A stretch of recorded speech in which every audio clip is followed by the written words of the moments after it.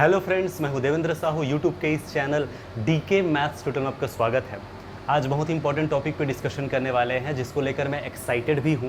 और टॉपिक जैसा आपने थंबनेल में पढ़ा, स्ट्रैटेजी प्लानिंग। यस, हम स्ट्रैटेजी प्लानिंग के ऊपर डिस्कशन करने वाले हैं आज। ठीक है, अगर आप बिगिनर हैं तो उसके लिए तो ये ब्रह्मास्त्र है वीडियो, है ना।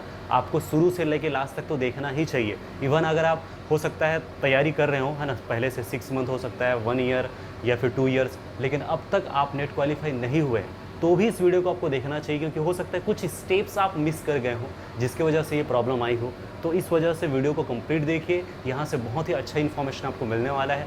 ठीक है, बस एक ही रिक्वेस्ट, अगर आप चैनल में नए हैं तो प्लीज़ सब्सक्राइब कर लीजिए, बेल आइकन प्रेस कर लीजिए, ताकि नए वीडियोस की इन्फॉर्मेशन आपको मिलता रहे। और वीडियो को कंप्लीट जरूर देखिए, क्योंकि मुझे लगता है कि ये जो मैंने फॉलो किया है ना, चाहे वो स्कूल लाइफ हो, कॉलेज लाइफ हो, इवन सेट एग्ज़ाम क्वालिफाई करने के लिए हो, चाहे पीएचडी एंट्रेंस क्वालिफाई करने के लिए हो, इवन नेट क्वालिफाई करने, जो मैंने किया है ना, तो मुझे लगता है वो आप भी कर सकते हैं। और इस वजह से ये वीडियो आपको देखना चाहिए।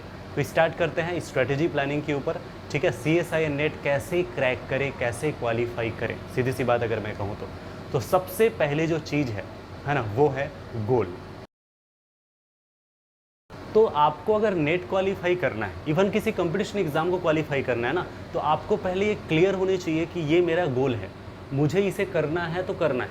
और ये चीज़ कोई थोपी ना हो, है ना। ये हो सकता है पेरेंट्स, या हो सकता है फैमिली मेम्बर्स, कोई हो सकता है या फ्रेंड्स, उसने अगर थोपा हो, ये फिर गड़बड़ हो गया, वो गोल कहाँ हुआ फिर, है ना।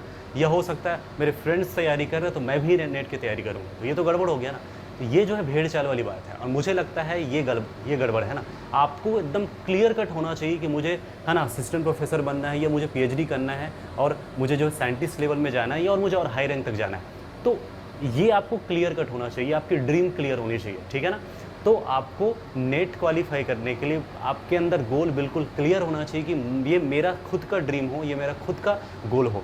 ये बात ध्यान रखना है। ठीक है, तो ये फर्स्ट चीज़ है जिस पर आपको, है ना, ध्यान रखना है। ठीक है, कि नेट क्वालिफाई करना आपका गोल है। परफेक्ट। दूसरी जो चीज़ है वो है प्लानिंग। तो प्लानिंग कैसे करना है ना। आपको नेट क्वालिफाई करना है, या हो सकता है आप सोच रहे हैं और हाई रैंक में जाना है, JRF तक मुझे जाना है। ठीक है ना। तो आप जो है ना, इसको जो है डेली कैसे पढ़ना है, डेली का आप जो है टाइम फिक्स करेंगे कि मुझे इतना आवर इसको देना है। भाई ये तो डिसाइड करेंगे ना आप कि मुझे नेट जो है 6 मंथ में कंप्लीट करना है, या फिर 1 ईयर में, या 2 ईयर में, ये आपको डेडलाइन देना पड़ेगा। तो ये प्लानिंग जब आपका होगा कि मुझे इतने ईयर में कंप्लीट करना है, तभी तो पॉसिबल होगा। ठीक है ना।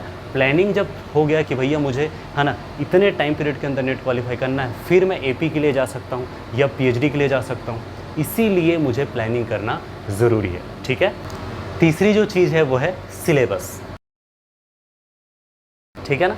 और सिलेबस तो बहुत इंपॉर्टेंट है भाई। आपको नेट क्वालिफाई करना हो या कोई भी कंपटीशन एग्ज़ाम क्वालिफाई करना हो, उसका सिलेबस क्या है ना, वो सिलेबस कंप्लीट ज़रूर आपको ऑब्जर्वेशन करनी चाहिए, एकदम क्लियर से, है ना। वहाँ से आपको पता चल जाएगा कि कुछ चीज़ें जो है ग्रेजुएशन से लिंक करेगा, कुछ चीज़ें जो है PG से लिंक करेगा, हो सकता है कुछ उससे बिल्कुल हट के हो, तो उसको कैसे मैनेज करना है। तो पहले तो सिलेबस पर ही आपको कमांड हासिल करना पड़ेगा। ठीक है, ये भी एक तरह से प्लानिंग ही है ना, ध्यान रखना है। तो सिलेबस जब आपका क्लियर हो जाएगा ना, तो आधी काम तो ऐसे ही हो जाता है, क्योंकि पढ़ना कहाँ से है वो आपको पता चल जाएगा। मार्किंग स्कीम वगैरह भी आपको देख लेना है, टाइम लिमिट, है ना, क्या है, एग्ज़ाम का पैटर्न कैसा है, नेगेटिव मार्किंग है या नहीं, ये सारी चीज़ें आपको क्लियर होनी चाहिए। आपको पता है CSI नेट जो होता है वो नेगेटिव मार्किंग होता है। ठीक है ना। तो ये जो चीज़ें हैं वो बिल्कुल क्लियर कट हो ना। फोर्थ पॉइंट है नोट्स। तो ये जो नोट्स है वो बहुत इंपॉर्टेंट हो जाता है। आपने गोल सेट किया कि मुझे नेट क्वालिफाई करना है, अब टाइम लिमिट भी सेट कर लिया, है ना, यानी प्लानिंग कर लिया। ठीक है, आपने सिलेबस भी, है ना, कंप्लीट कर लिया, सिलेबस क्या है, कैसा है ना, मार्किंग स्कीम वगैरह पूरा देख लिए। अब फाइनली आपको पढ़ना ही स्टार्ट करना है। तो पढ़ना ही स्टार्ट करना है तो प्रॉपर नोट्स होना चाहिए। कितना पढ़ें, क्या पढ़ें, कैसे पढ़ें, ये तो पता होना चाहिए ना। और इसके लिए बेस्ट है कि आप जो है किसी ऑफलाइन कोचिंग इंस्टीट्यूट ज्वाइन कर सकते हैं। अगर ऑब्वियस सी बात है, अगर पैसा है तो डेली हम जा सकते हैं, अफोर्ड कर सकते हैं, तो ठीक है, वहाँ बेस्ट है। अदरवाइज़ आसपास में अगर मिल जाए तो भी अच्छा है, ऑफलाइन जो है। अदरवाइज़ ऑनलाइन भी एक ऑप्शन बनता है। ठीक है। अगर मैं मैथमेटिकल साइंस की बात करूँ तो फ्री ऑफ कॉस्ट में मैं खुद के चैनल में, यूट्यूब में बहुत सारे पेपर्स जो है कवर कराया है। ठीक है ना। तो अगर कोई ऑनेस्टली, ईमानदारी से अगर पढ़ना चाहे ना, तो बहुत सारी चीज़ें उसमें मिल जाएगा। ठीक है। तो मैं अगर बात इधर कंटिन्यू करूँ तो इम्पॉर्टेंट इस बात का है कि वही होता है ना, कितना पढ़े, क्या पढ़े, कैसे पढ़ें, और उसके लिए हमें ज़रूरी है कि प्रॉपर नोट्स हमें बनाना है। ठीक है, तो जो 6 महीने जो है ना, मुझे तो लगता है इसी के लिए देना चाहिए। ठीक है, 5th पॉइंट है रिवीजन। कोई भी टीचर जो है ना, या कोई भी कोचिंग इंस्टीट्यूट, चाहे वो ऑफलाइन हो ऑनलाइन हो, आपको सिर्फ गाइड कर सकता है, आपको जो है नोट्स प्रोवाइड कर सकता है। उसके अतिरिक्त जो भी चीज़ें हैं ना, आपको खुद करना पड़ेगा। ये जो है सबसे ज़्यादा इंपॉर्टेंट मैं बोलता हूँ, वो है रिवीजन, प्रैक्टिस।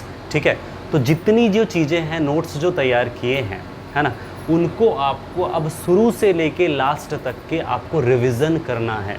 रिवीजन बहुत इंपॉर्टेंट है, और इसमें हल्का फुल्का जो है क्वेश्चंस प्रैक्टिस आपको हल्के हल्के शुरू भी करना है। ठीक है ना, उसमें लो लेवल के क्वेश्चंस को पहले लेते हुए आपको काम करना है। ठीक है, तो रिवीजन बहुत इंपॉर्टेंट है, जो आपको है ना, उसको क्रैक करने के लिए बहुत इंपॉर्टेंट काम आएगा। 6th पॉइंट है क्वेश्चंस प्रैक्टिस। ठीक है ना, क्वेश्चंस प्रैक्टिस का मतलब ये है, आपको जो है क्वेश्चंस अप्लाई करना है अब। ठीक है ना, लो लेवल के क्वेश्चन से लेके अब धीरे धीरे हाई लेवल तक जाना है। क्वेश्चंस अप्लाई करते करते जब आगे बढ़ेंगे, आपका कॉन्फिडेंस बढ़ता चला जाएगा। हो सकता है जब क्वेश्चंस आप अप्लाई करेंगे, उस समय आपको ऐसा फील आएगा कि मुझे यहाँ पे थोड़ा सा प्रॉब्लम फील हो रहा है, तो आप वहाँ से फिर आप थ्योरी में जा करके रिव्यू कर सकते हैं। ठीक है, आपको जून 2011 से लेकर के अब तक के जो नेट एग्ज़ाम हुए हैं, उसको टाइम लिमिट के अंदर क्वेश्चंस को बना करके देखना है। प्रैक्टिस करना शुरू कर देंगे, फिर टाइम लिमिट में देखना बहुत ज़रूरी है। ठीक है ना, 3 आवर्स के अंदर आप कितने क्वेश्चंस अटेम्प्ट कर सकते हैं, कितने आपका मार्क्स आ रहा है, ये आपको खुद से रिव्यू करना है। और एक चीज़ और, पार्ट बी और पार्ट सी ही है जो सबसे मेन इंपॉर्टेंट रोल प्ले करता है। टोटल 200 मार्क्स में, ठीक है ना, 170 मार्क्स जो है पार्ट बी और पार्ट सी ही कवर करता है। चाहे CSI नेट के कोई भी आप है ना ब्रांच की बात कर लीजिए। ठीक है ना, 30 मार्क्स बस होता है पार्ट ए का।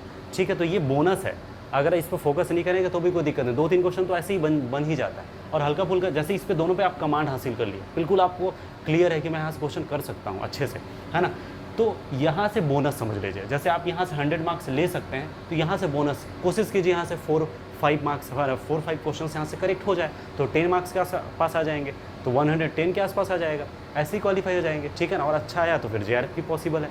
तो ये डिपेंड करता है कितना आप एफर्ट लगाते हैं। क्लियर है ना? ठीक है, तो क्वेश्चंस प्रैक्टिस बहुत इंपॉर्टेंट है। 7th है मॉक टेस्ट। ठीक है ना, ये सबसे लास्ट प्रोसीजर है। ठीक है, जब आप पूरा क्वेश्चंस प्रैक्टिस कर लिए, जून 2011 से लेके अब तक के जितने भी क्वेश्चंस हैं उसको टाइम लिमिट के अंदर बना पा रहे हैं, तो लास्ट मोमेंट में मॉक टेस्ट सबसे बेस्ट होता है। यहाँ से आपको रैंक पता चल रहा है ना।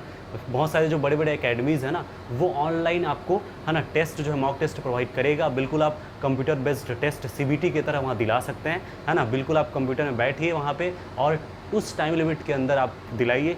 और इतना मैं गारंटी देता हूँ, ये बहुत ज़्यादा हेल्पफुल रहा है, क्योंकि मेरे लिए भी बहुत सबसे ज़्यादा हेल्पफुल रहा है। वो ये है, एग्ज़ाम जैसे है ना 10 दिन बचा है, 15 दिन बचा है ना, या फिर 1 वीक ही बचा है, उस सिचुएशन में इसको अप्लाई करनी चाहिए।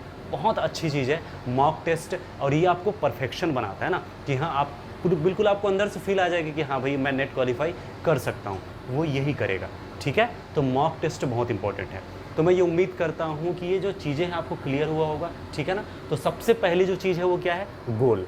पहले आपको सेट करना है कि मुझे नेट क्वालिफाई करना है। ठीक है ना, दूसरी चीज़, अब आपको टाइम लिमिट भी सेट करना है। ये भी आपके ऊपर है कि कितने टाइम के अंदर क्वालिफाई करना है। आप कोई पर्टिकुलर कोर्स कर रहे हो, ठीक है, हो सकता है BEd DEd कुछ कर रहे हो, तो फिर थोड़ा टाइम लग जाएगा, लेकिन उसी को आप भीड़ के करेंगे तो फिर जल्दी होगा। तो ये प्लानिंग बहुत ज़रूरी है। अब ऑब्वियस सी बात है, सिलेबस को देखना है कि कहाँ से कहाँ तक चीज़ें हैं, क्या है।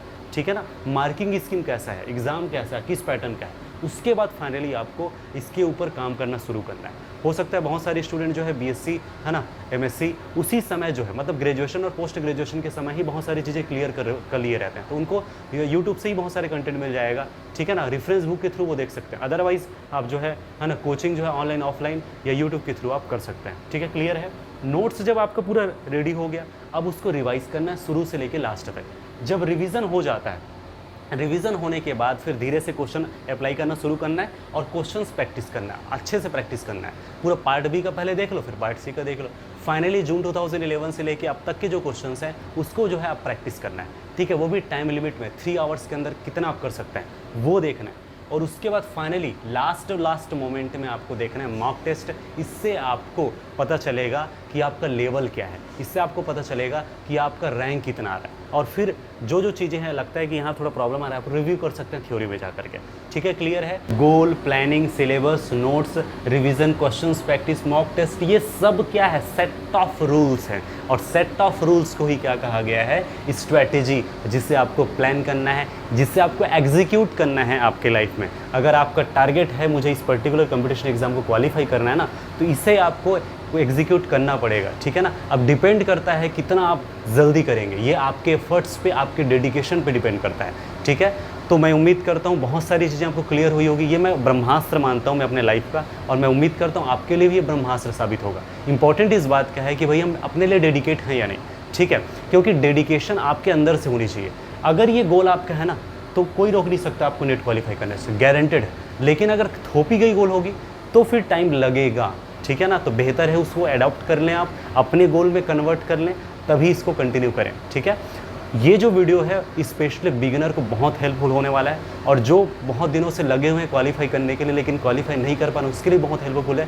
इसीलिए मैं चाहूँगा कि इस वीडियो को है ना अपने जो फ्रेंड्स हैं उनको ज़रूर शेयर कीजिए, जिनको इनको इस वीडियो की नीड है उनको ज़रूर शेयर कीजिए। और एक रिक्वेस्ट, अगर आप चैनल में नए हैं तो प्लीज़ सब्सक्राइब कर लीजिएगा, बेल आइकन प्रेस कर लीजिएगा, ताकि नए वीडियोज़ की इन्फॉर्मेशन आपको मिलता रहे। तो फिलहाल आज के लिए इतना ही। सभी को all the best, thank you.